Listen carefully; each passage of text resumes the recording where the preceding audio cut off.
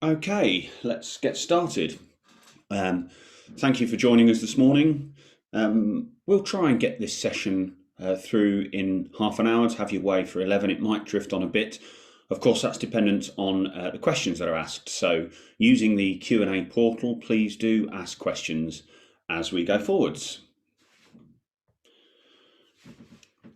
So for those of you who don't know me, my name's Phil Day, I'm Managing Director here at Popeye, and we were pleased this year, I suppose that's the right word, to be able to bring you this virtual show for 2021. It was really the perfect storm of previous shows being cancelled and, of course, COVID that brought us to a situation where we could take a risk that we wouldn't be able to do by putting on a physical show. So we took the opportunity to plan and launch this virtual show for you. It is in response to the need to bring the industry together, and we're very pleased to be able to do that for you. It's our job as a trade association to help the industry come together, whether that be physically in normal times or as we are now virtually. And for those people that are exhibiting, so that's hopefully many of you guys on this session today, to do that for you in a way that's affordable and gives you that effective route to market, because there aren't a lot of opportunities to do that at the moment. So as you can see there, our visitors will be able to engage with the supply chain, and I'll talk a little bit more about the visitors later on. And I'll monitor the Q&A portal as we're going, so please just raise your hands if you have any questions. So at this stage, don't worry too much about the screenshot on the right there, but just to give you the key headline features of the show, as you saw in the holding screen there, it's a virtual show and it'll run for 2 days. And it's free to attend from anybody within the Popeye network. And the way we've put this together, for a number of reasons, we're not really going for a all singing, all dancing, avatar, virtual reality, immersive experience, because that is destined to failure for a number of reasons, namely people's graphics cards, internet connections, and all sorts of things that could go wrong. So we've chosen a slightly different route, and hopefully you'll see by the end of this session how professional that's looking, and what we're able to offer you is a really solid package. And there's lots of interactive opportunities there, interaction opportunities that I'll talk about later.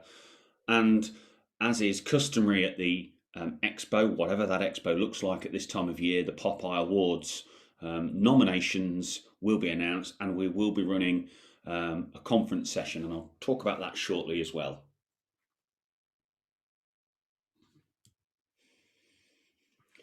So briefly, our visitor audience. So we've never done an expo before. Those people on this session will know that. We've been involved with lots of different expos. I've been here at Popeye, this is my 15th year. I've been involved in shows in the UK, all across Europe, America, South Africa, Australia.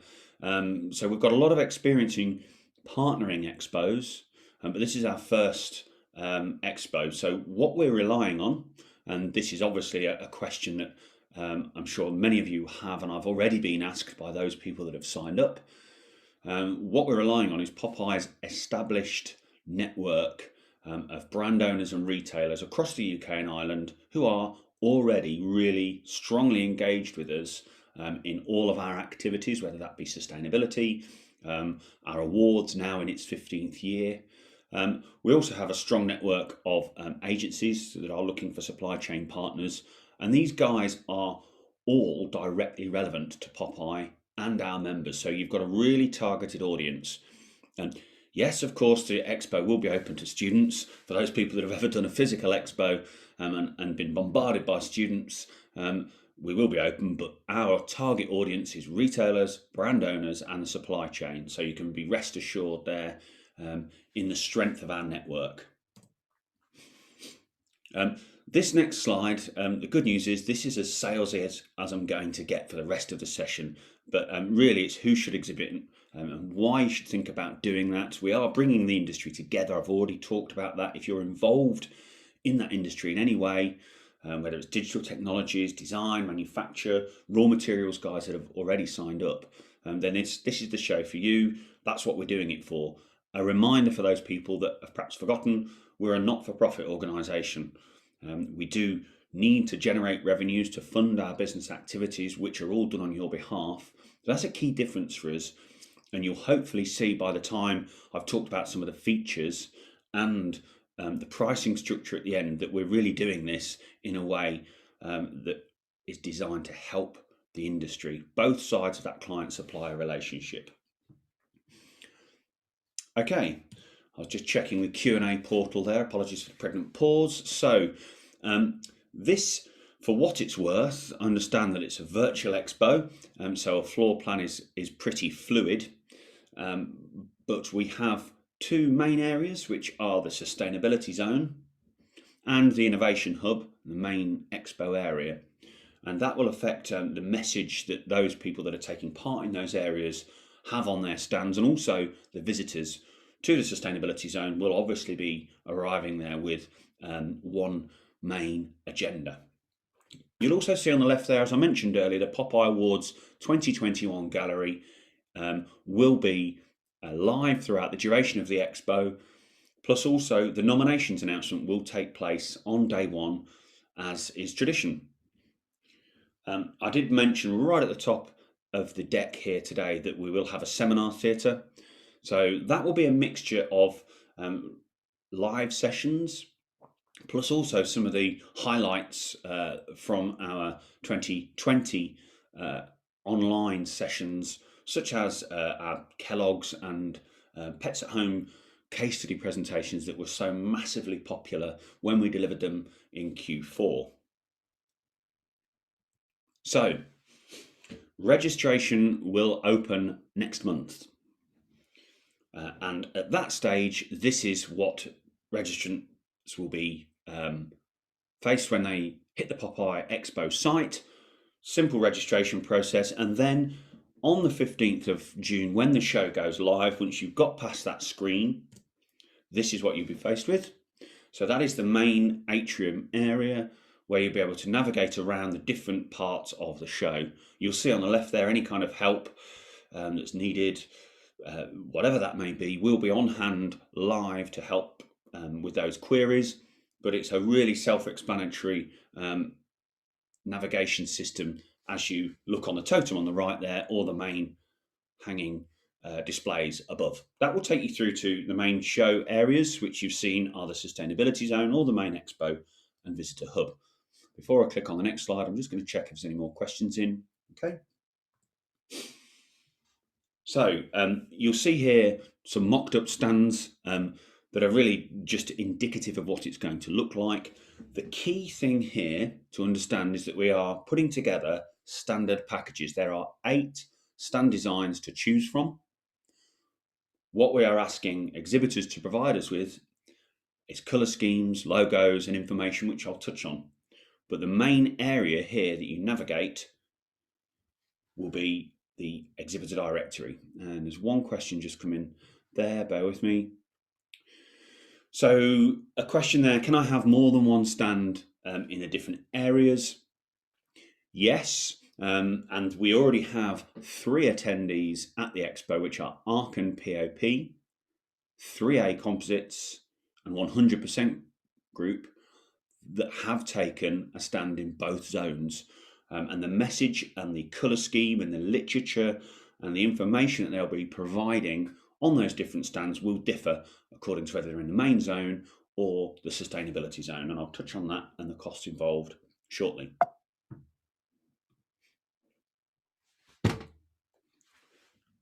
So I mentioned, I think in the second slide, that we've really gone to town with the interactive features here. This isn't just a plain website. We are pulling out all the stops to get that interactivity.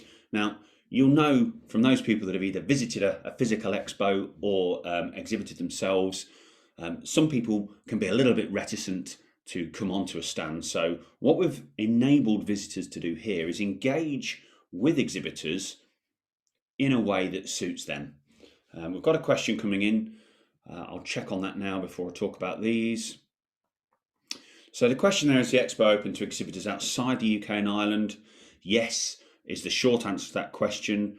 Through the Popeye network, we have already had a number of inquiries from close Europe and as further afield as Egypt this morning. So yes, you can exhibit. If the UK and Irish market is interesting to you guys, jump on board. And the question there, yes, this presentation is available after the session as a recording, and we will distribute it as a PDF so that you can share it internally. So back to the features here, as you've probably read whilst I've been just taking you through those questions.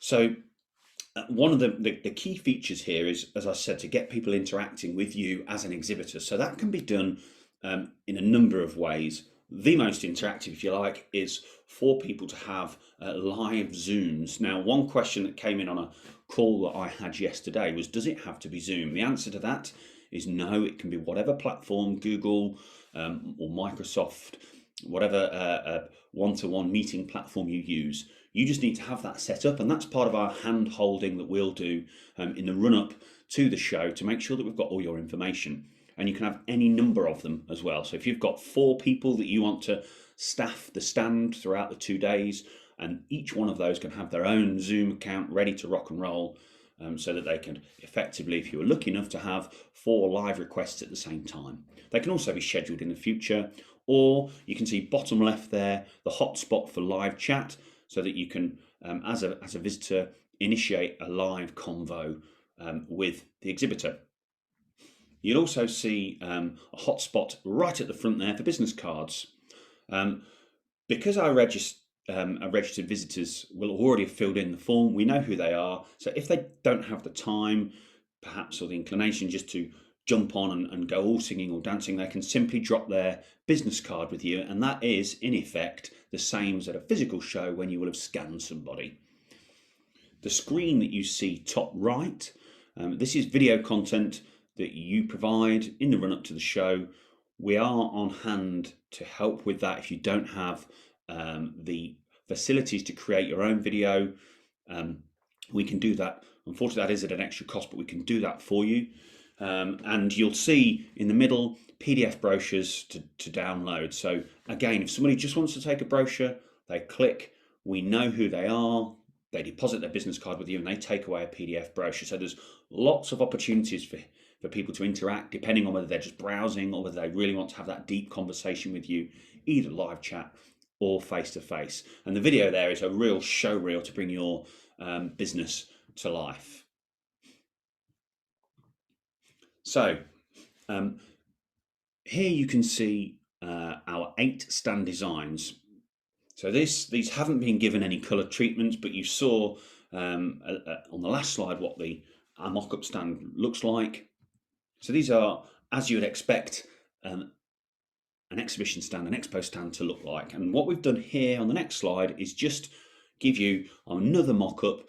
Popeye will be there with our own stand in the sustainability zone, talking about Popeye Sustainability Standard, and as you can see, top right there, sustain. So you can see there how you can go from a grey stand to really bring your brand to life. And this is how, jumping back to that main event directory, with your descriptor, you'll be able to generate the traffic and the footfall to your stand. So I'm drawing to the close now. There will be a short live demo. Popeye has partnered with a couple of people on this, and I'll introduce them shortly. Malcolm will be joining us. If you can get yourself ready, Malc, I'll need to set you up as a co-host. But if you're a Popeye member, this is £2,000, and if you're not a Popeye member, it's £3,000. That gets you everything, provided that you can submit your own video. All you have to do is give us your colour scheme, your logos. We will dress the stand for you, get everything ready, link it all in, and at the minute we're after a refundable 10% deposit. So just to recap, there are 8 stand designs to choose from. All you have to do is provide us with those assets that I spoke about. The Expo exhibitor directory will go live next month.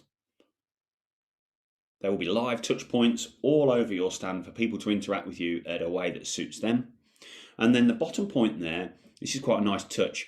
Other than those elements such as the live chat and the live Zooms, your stand will stay live for 2 weeks post-event for anybody that wasn't able to make it on the days. Another question's just come in, bear with me. Can we design our own stand? No, that's a straightforward one. This is about a level playing field. The functionality, the software that we've chosen here, it's designed to give a level playing field to all attendees, and the costs involved from our perspective in putting it together is why we've taken the decision to make it those 8 stands that are available.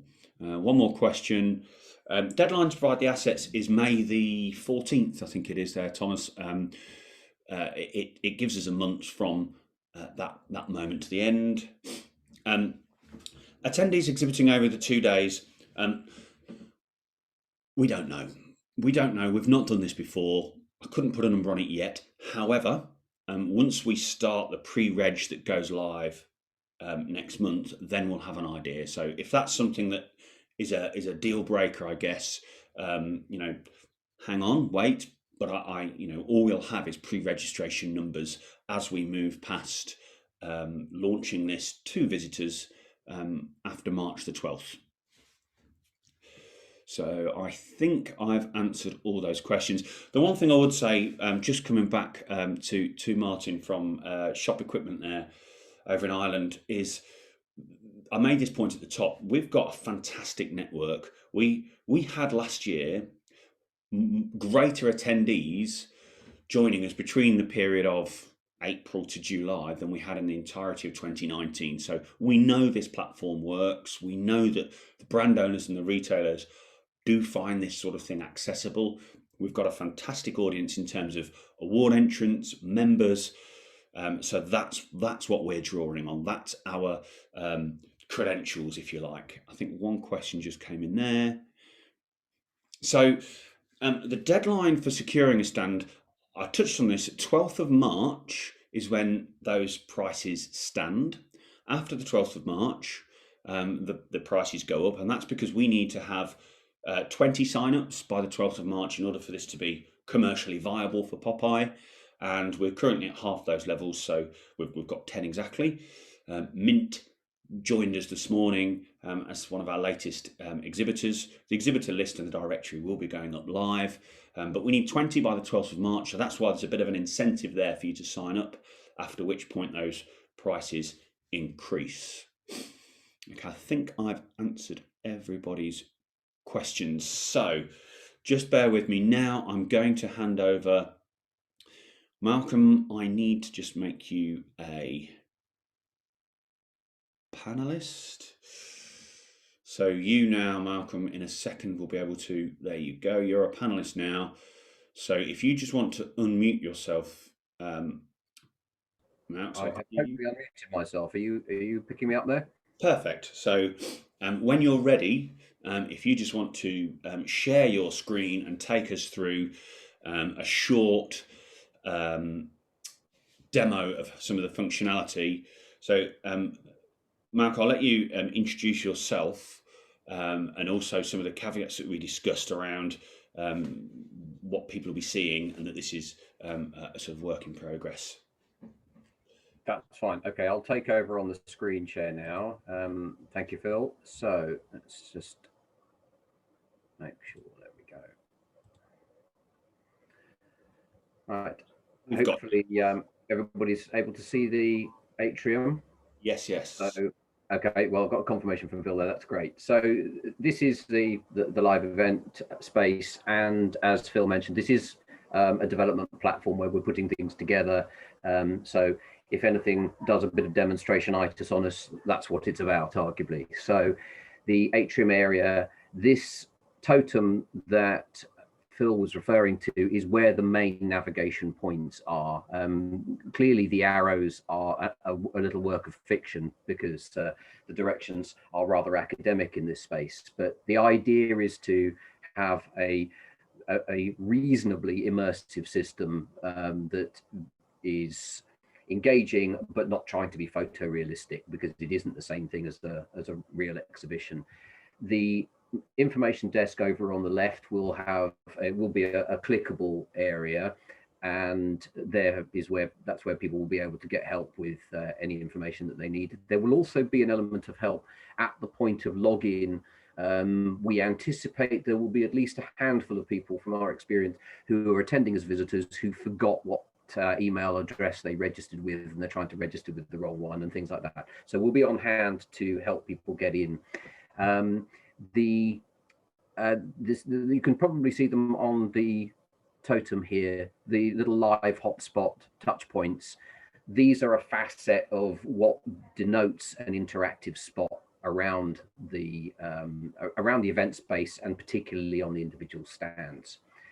So just to look at a couple of the key areas on this, the event directory was one of the points that Phil was referring to. What we will be doing is putting in, as we get the completed details from any of the attendees, the actual stand that we've designed. There'll be effectively a thumbnail of the stand which will go into these boxes here, together with your business name, which at the moment is represented by the stand design name, and a little bit of a descriptor about your business. The main thing here is that for a visitor who doesn't necessarily know what your brand is about, and whether you're a material supplier or an agency, this is an option to, within a certain limitation of characters, in effect, have a brief description about your business, and this list will populate out. And there will be separate ones in effect for the main Expo Innovation Hub, as well as the sustainability area. And there will be a similar layout for a list of any of the speaking events and that sort of thing. And now just to give you a quick look at a live version of the stand. You saw a picture of this in Phil's presentation. The video areas that we have here are running animated GIFs, so they are a little bit more restricted in terms of the colorways and the length of the video. But the main plus point about it is it avoids any browser user having to click to get the video to play, because there are a number of restrictions on that. So we've taken the decision to put these GIFs in place so that the stand is live and functioning, and the video element at this point will play. If you then click on this is an example of how things will work from the interactive point. You can have one or more videos in here that explain different parts of your business, introduce facets, and that sort of thing. And this sort of pop-up idea is one of the ones that we use quite a lot on the stand in order to keep things within that environment. This also refers to what Phil was talking about if you're a visitor and you're just wanting to leave an inquiry, the forms will pre-populate with the exhibitor and you as the visitor, your details. And then if you have a particular inquiry about, I'd like to know more about, you can just fill it in here and send this. This information will then go to the designated email address that you as an exhibitor have said you want sales inquiries from the stand to go to. And in effect, that, unless there's anything else you want me to cover, Phil, is about it, really. So, Malcolm, we've got one question there, which is definitely a techie one directed to you. Okay. From Thomas there, can we provide our own animated GIFs for the video? Absolutely. Yes, if you want to do that, that's no problem at all. We are doing them all at widescreen format. So we're doing them at 16:9. And again, we can get you this detail, but the size we're operating at on these screens is actually, if I remember correctly, is 320 by 180 pixels. So that's the size we would ideally like the animated GIF to be, to display on all the stands. It's the same on all the stands from that point of view. Fantastic. I have to confess that means nothing to me, but Thomas answered your question. We've got a question in there from Chris. Is there a limit with regard to how many companies can exhibit? No, that would be a fantastic headache to have. So we don't have those kind of hugely commercial. I guess kind of we need 500 exhibitors. There isn't a limit; it's bandwidth, I guess. but we expect this to be a really well attended and exhibited at the show. Another question in there. Yeah, we'll get all of the tech gift details to you as soon as possible. We've got your registration details for this webinar, so we can ensure that everybody gets those. It might be worth our while putting together a little technical Q&A with regard to facets like that. Okay, a couple more questions coming in, which is great. Thank you for these. So Carl, up there at Impression in Bolton, are you selling advertising space in the online directory for both exhibitors and visitors? So the advertising, sorry, the online directory will be made up entirely of those people who have exhibited. So yes, by virtue of being an exhibitor, no in any other way.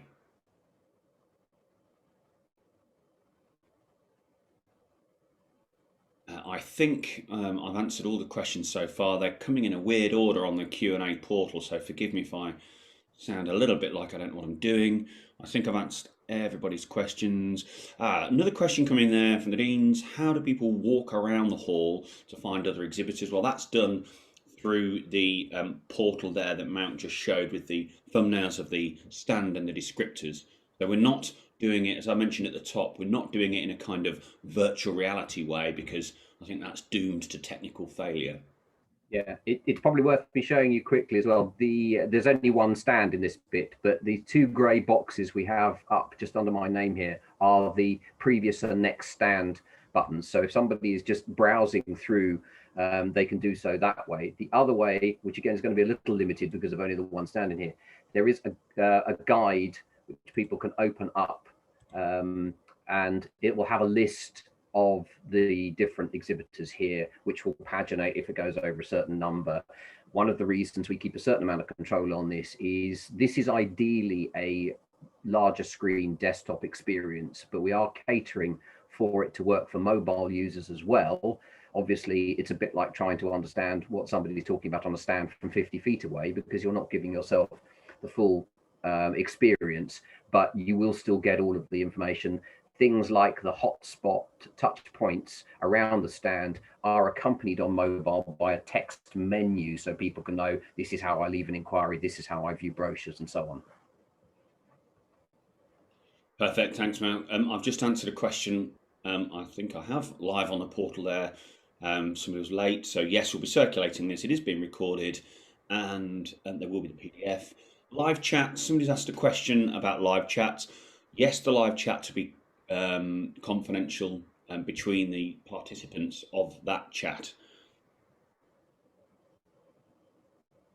Malcolm, if you could just confirm that for me from a technical. Sorry, yes, indeed. The other thing also is if any messenger type chat will be private, but certainly by the time you go into the Zoom rooms and things like that, because that's interacting with any Zoom facility that you already have, then that by very nature is effectively separated away from, or although in the environment of the exhibition that we have here, it will be separate, but it also allows you to, as we're doing with this session, I guess, is to record that so that you can sort of catch up with any details from that conversation later.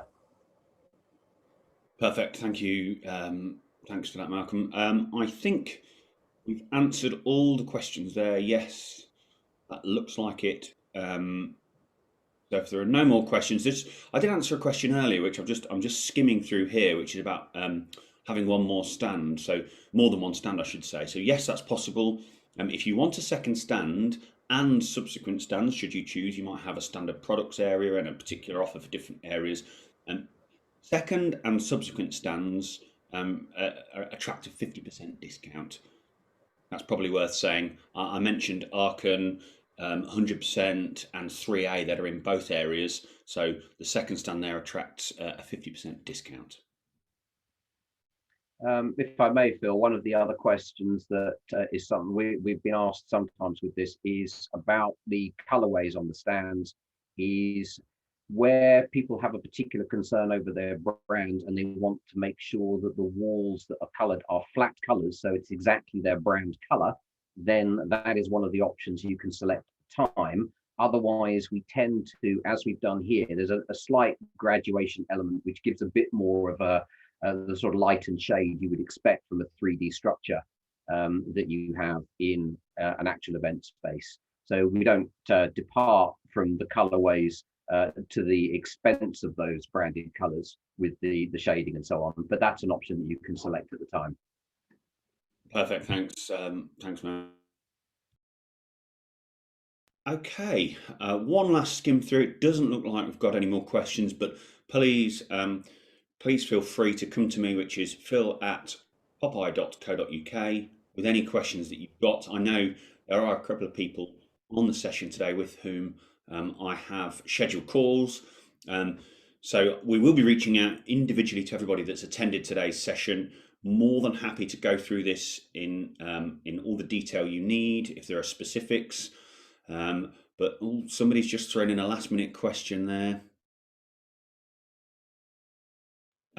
Will images of people sit in chairs? No. So we have taken a conscious decision to not have that kind of VR experience with avatars. We've seen some horror stories of where that's gone wrong in shows, and avatars look mutated or don't ever move, so it can get a bit messy. So we're not doing that. So one last question. I've just seen a couple of questions. Great, keep them coming by all means. How close to the exhibition will a full mock-up be available? So Daniel there, I'm not sure if you mean about your own stand. So if you want to come back to me directly on that, but as soon as exhibitors provide us with their assets, we get working on creating the stand for them, if that's what you mean by that question. Martin, would you be able to use the stand for other virtual events? It's the stand design is used only within this piece of software. And Stephen, can people schedule meetings within the platform? So that so Steve there from HL asking a question about scheduling meetings within the platform. So Malcolm, I'm 99% sure the answer is yes, but if you can just talk us through precisely how that will work in terms of scheduling those meetings, please. Yeah, we will aim to have effectively a calendar stroke ticketing system. We are aware, though, that a number of people will use things like tools like I think it's Calendly and so on. So we can provide access to that infrastructure if you want to be able to use that to schedule meetings. So really the answer is yes, and in more than one way, really. If you want to be using your own booking system to line up people to be having chats with various members of your team, you can do that independently, or we'll be able to use the ticketing system to allow for people to schedule a time slot with you. Lovely technical answer there. Thanks, Mark. There's, just following on from that, there's a question earlier about scheduling meetings, which you just answered. Multiple chats.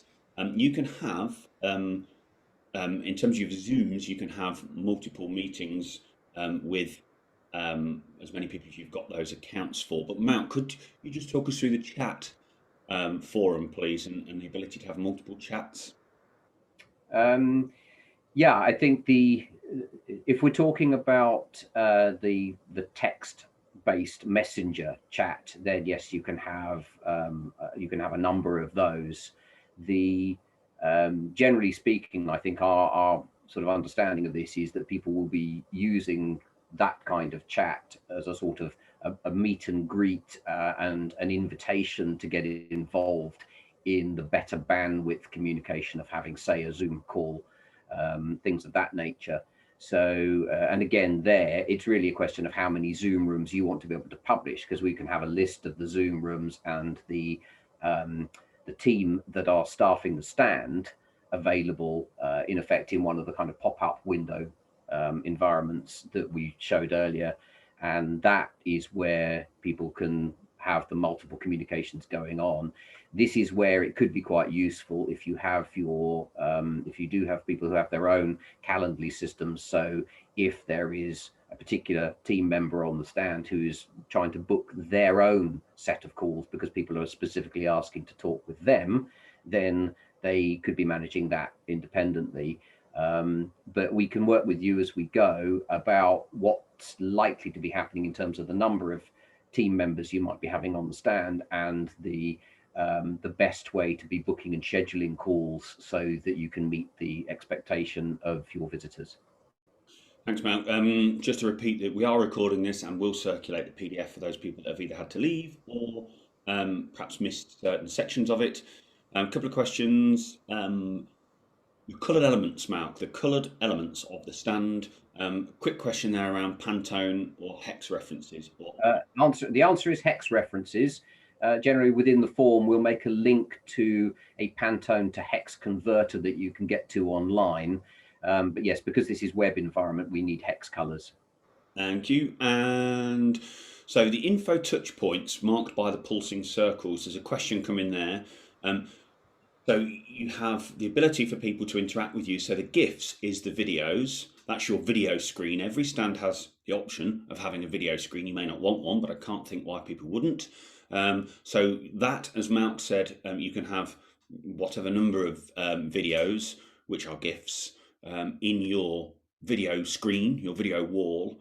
In terms of the other touch points, you've got the live chat, you've got the face-to-face meetings we've just talked about, you've got the ability for people to simply deposit their card, and for people to take your brochure and again deposit their card as a PDF. So that's a summary, but I will circulate this so you can look at that yourselves afterwards.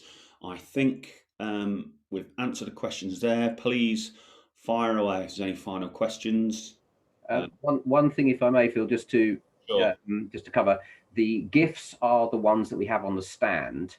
When you click on that and open it through to see the videos, such as we had with the Popeye stand and the sustainability, those are MP4 videos and the like. And what we ask for are the embed links from Vimeo, Amazon, YouTube, etc. The wherever you've got those videos, we put those in. Again, it sort of helps us that when people are viewing the videos in full, and actually there can be animated GIFs as well, but we're imagining that many of you will have MP4 style videos, and then when they're opened up and viewed, it helps the flow of the exhibition when they're being streamed from the likes of YouTube and Vimeo rather than from our own site. So that's what we ask for, is the embed link or the link to it, and we'll take the embed link. So the actual videos people can interact with can be full-blown MPEG MP4 videos. Beautiful. So one last piece of functionality with this webinar is it enables us to download all the questions afterwards, and identifies the participant who asked that question. So if I have missed anything, which I don't think I have, then we will come back to you afterwards. But please do bear in mind, we'll circulate the recording once it's downloaded and I've trimmed it, and we'll circulate the PDF. So with there being no more questions, Mark, I'd like to thank you for your technical assistance there to save me from floundering, and hopefully we'll see lots of you guys that are on this session today again on June the 15th and 16th at the POPAIexpo. Thank you for attending.